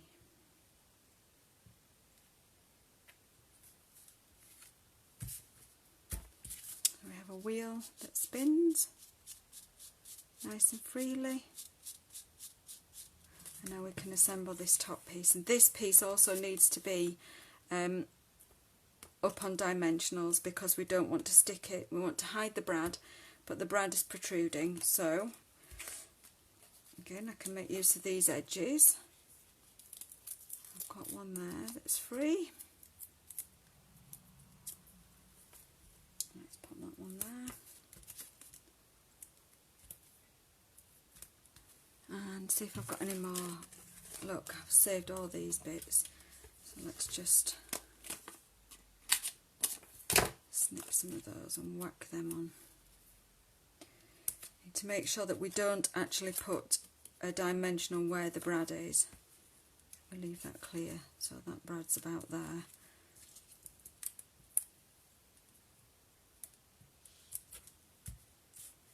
And let's just stick a few bits up here. And that should do us. So this card is definitely going to have to be a large letter post through the post, or it's got to be a card that you give to the person in their hand, because we've got 2 layers with dimensionals, which really does make it a bit thick for postage. Let me just pull this down so I can try and line that up. So now we've got a card that opens, we've got a spinner mechanism, a wheel mechanism with 3 different images on that tells us a story. We just need to finish off that story, and this layer serves a purpose because it's raised on dimensionals to cover that brad that's holding the wheel. Now we can finish the story by adding a little home for our birds.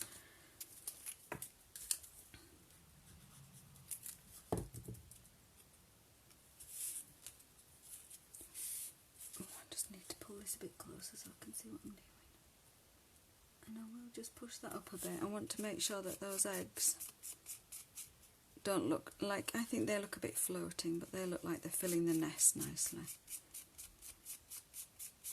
And I will just tell you, I stamped my nest on Whisper White in soft suede, and then I actually used a crumb cake marker and cut over. Now I could have stamped it on crumb cake cardstock, but I tried that on another card, might have been that other one, and it came out quite dark, so I just thought I'll use a marker to fill in the white.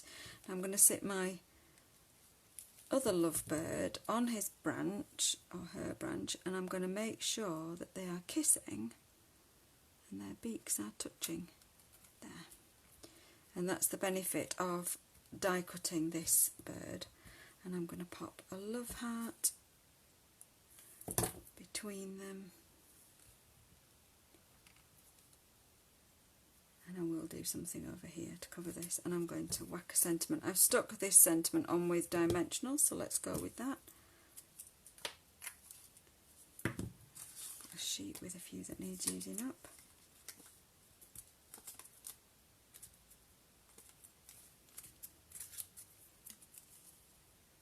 I rarely use these little mini ones. To use them more often because they are handy. So this is a great anniversary card with this sentiment. Let's do something about that smudge. Let's have our emergency exit, please. let's think, shall we do another couple of love hearts? Stamped and die cut. Can you be bothered to wait for me? Shall we just stamp something on? Shall we try and risk stamping it on? No, we won't risk it. Let's not risk it. Let's grab a piece of, surely I have a piece of Whisper White somewhere about my person. Yes, I do.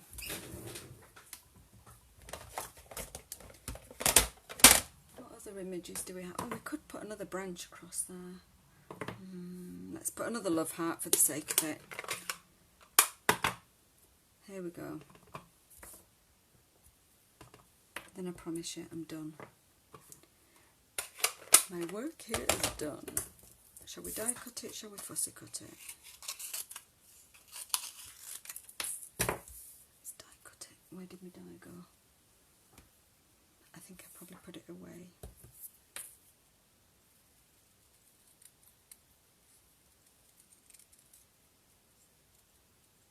He's still awake.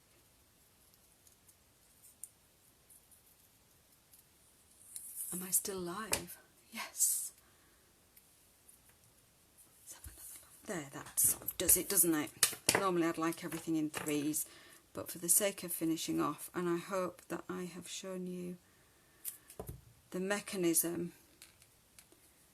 for this cute wheel spinning. Now you'll see that I added to mine, the bird starts, I actually added a couple of pencil arrows that I then went over with one of my Stampin' Up markers. I think it was probably the crumb cake one with the pen end, just to ensure that the recipient knows that it's, you spin the story that way. I mean, they should know, shouldn't they? Birds don't fly backwards. But hey. So, same love story. Same mechanism. I just changed out the DSP and added a smudge covering heart. So, let me just recap what and why. So we have a card blank that doesn't do anything other than have a little notch out of it, and that notch is simply to help you with the movement of the wheel. We have a circular wheel and we stamp a story on it, so we've got 3 different images that can tell you a story or follow on with some different sentiments. Perhaps you could have a change of sentiment wheel. And we have some imagery on the front, but we have to remember that we need a raised layer of cardstock here, in this case designer series paper, so that the wheel will run freely between this piece and this piece. And we have to remember that this layer has to be raised up because it's hiding the brad, and that still has to turn freely underneath. Other than that, we have to make sure that that circle window goes through both the top layer and the middle layer, but not through the bottom layer. And hopefully that's made sense of something that looks quite complicated, and when you need to think about what you're doing, it's just that thinking about what am I doing and why am I doing it. So why am I raising this up? Why am I sticking that way around? And like I say, I will put the link to the other lady's video. And now I'm going to spin my camera back around and say a few closing words. And there are still 5 of you lovely people. You are amazing. Let me just get you straight and then turn my camera. I'm probably looking totally frazzled. Oh, I survived. Showing you some really complicated cards this evening. Hope you really liked them. And I hope that you're going to have a go at least one of them, even if it's the simple pop-up in the middle with the V shape. I'm sure that you can master that. Things I've got to just finish off with and tell you about is just remember it's still bonus days until next Friday, the end of July. Remember to use the host code. It's pinned at the top of my Facebook page. If you are ordering from me and you don't live near me, any orders using the host code that equal more than £25 will get a free gift in the post. I've sent out in the post, talking about post, I've sent out in the post some of the August to December mini catalogues, or Christmas minis as most of us call them, because it's majority Christmas stuff. I've already posted them out, so if you haven't got one by now, please message me and tell me that you want one, need one, must have one immediately, and I will post one to you tomorrow. Let me see, who still wants one? Yes, please message me. Remember that you can't order from this until the 4th of August, and my next order, joint order for customers, is going to be placed next Friday the 31st of July, and that will include the stamp set for the next Make Along Live Plus class. I haven't quite decided which stamp set. It's a choice of 2 at the moment. They've got 2 in the running and I can't quite decide between them. So I will announce that next Tuesday, I think, on the Make Along session here, which one I'm going to use. So you've still got time to put an order in with me. If you want to put an order in with me before then, and you're not interested in doing the Make Along Live Plus with the stamp set, then absolutely please do. The order is there. I'm collecting orders now, ready to go in, and I'll be pressing go on the order next Friday, so your payment won't be taken until next Friday the 31st of July, but you can let me know the items that you want anytime. Let me have a look, and that is it. That is it from me this evening, other than to say thank you so much for joining me again. Thank you for all of your compliments and comments, and just keep joining me, keep stamping, keep smiling, stay safe, and keep messaging me, keep in touch. Lots of love.